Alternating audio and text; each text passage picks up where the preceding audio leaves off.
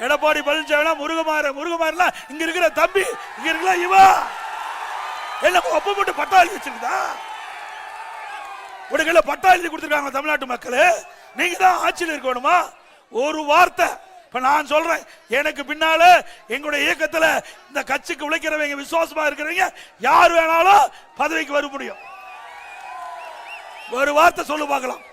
எங்கேயாவது ஒரு கூட்டத்திலேயாவது எங்க குடும்பத்தை தவிர திமுகவில் உழைக்கின்ற நல்ல பண்புள்ள ஒருவருக்கு நாங்க உயர்ந்த பதவி கொடுப்போம், திமுக கட்சியில தலைவர் பதவி கொடுப்போம், திமுக ஆட்சிக்கு வந்தா முதலமைச்சர் கொடுப்போம் ஒரு வார்த்தை சொல்லு ஸ்டாலின்.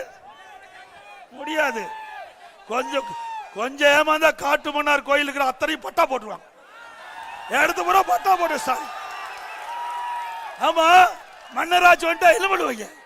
மன்னராட்சி வந்துட்டா அவன் சொல்றதால நம்ம கேட்க வேணும். மக்களுடைய உரிமை போயிருமே, ஜனநாயகம் போயிருமே.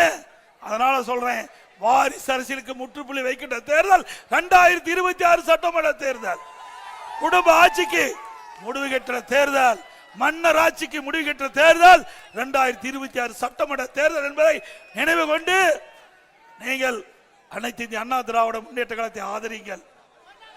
அண்ணா திமுக கட்சி உங்க கட்சி.